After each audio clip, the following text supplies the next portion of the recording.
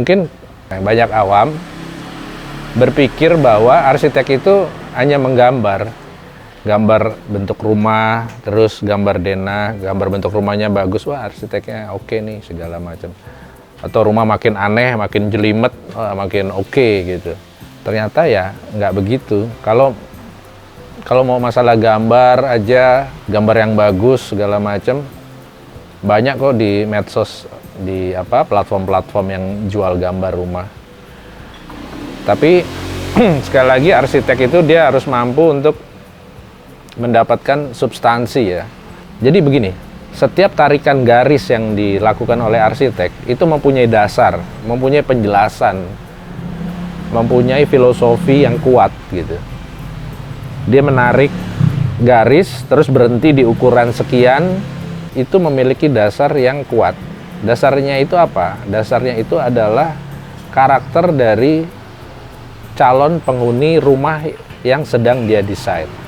Seperti halnya para desainer baju busana terkemuka itu ya, yang branded itu. Ketika dia mendesain busana untuk seleb terkenal itu, dia tuh memperhatikan karakter si seleb tersebut.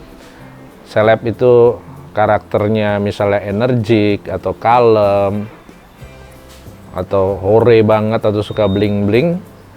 Nah, itu si desainer akan memperhatikan hal-hal tersebut. Dia akan menambahkan monte di sini, dia akan kasih belahan di sini, dia buka sebelah sini dan lain sebagainya. Demikian juga arsitek. Ketika dia menarik garis-garis untuk menggambar itu sama sekali nggak sembarangan. Jadi kalau yang hanya gambar-gambar aja, saya rasa itu bukan arsitek, itu bisa dikategorikan sebagai drafter ya, penggambar. Setiap rumah itu kan harus disesuaikan dengan selain karakter juga fisik si penghuninya. Penghuninya apakah gede-gede, apa kecil-kecil dan lain sebagainya. Harus disesuaikan semuanya. Jadi nanti yang hasilnya itu adalah sangat-sangat proporsional gitu. Nggak terlalu kedombrongan atau nggak terlalu kesempitan. Kan rumah itu tidak ditinggalin cuma sehari 2 hari kan. Mungkin seumur hidup sampai dia meninggal kan. Nah bayangin seumur hidup dia tidak nyaman di rumah tersebut gitu. Dia memaksakan dirinya untuk nyaman. Nah, kan konyol loh kalau kayak gitu. Arsitek itu sebenarnya tanggung jawabnya sangat berat sekali. Beda dengan kontraktor. Kontraktor itu sebenarnya ya seperti yang pernah saya sampaikan, kontraktor itu tukang jahit aja. Dia hanya ngejahit, gimana jahit yang rapi, benangnya nggak kelihatan atau gimana, terus lurus jahitnya, ukurannya sesuai apa yang digambar sama si arsitek. Arsitek itu desainer, tanggung jawab moralnya itu lebih besar dari kontraktor. Gitu.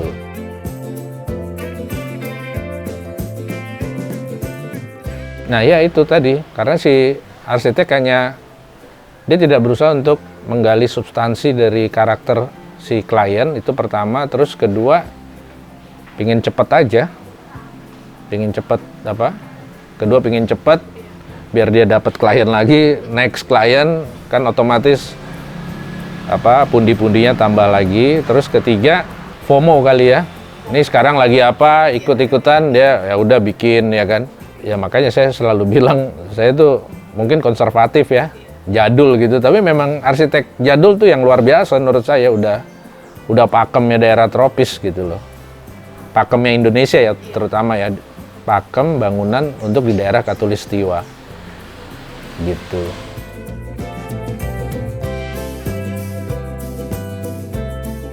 Kita ketika menjalani profesi apapun juga ya, itu kalau kita tidak paham substansi dari profesi kita itu sendiri, itu pasti akan outputnya tidak akan maksimal gitu. Even kita jadi tukang sapu ya, tukang sapu ketika kita tidak paham akan substansi sebagai tukang sapu, hasilnya tidak akan baik gitu.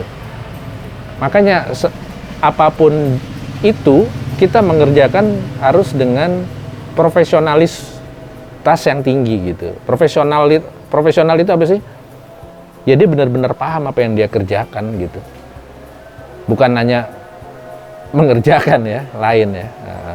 Jangan kerja. Kita udah 10 tahun makan semboyan kerja jadi hancur kan negara kita kan. harus mikir. Mungkin mereka akan mengeneralisir, oke, sekarang nih lagi modelnya ini Bu, gitu.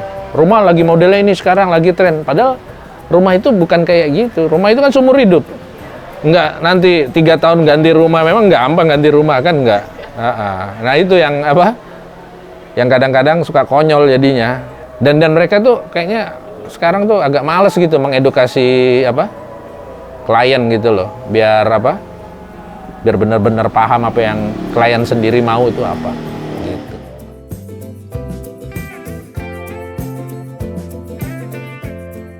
Dengan mendengar otomatis kan kita benar-benar paham ya.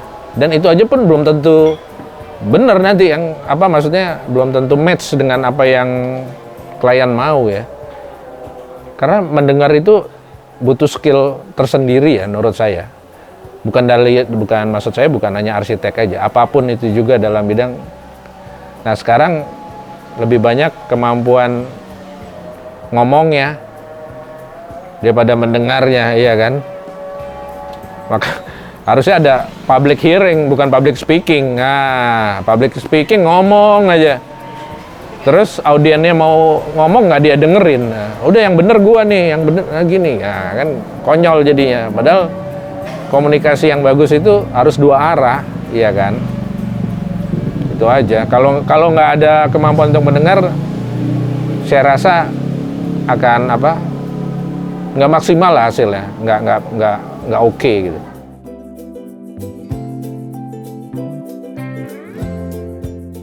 Buat rekan-rekan arsitek ya, coba usahakan untuk lebih mau mendengar gitu. Mendengar. Dan dari kliennya sendiri pun juga harus mendengar juga apa kata arsiteknya. Dalam artian mendengar ini tidak hanya dari arsitek ataupun dari si klien sendiri. Jadi yang mau saya sampaikan di sini adalah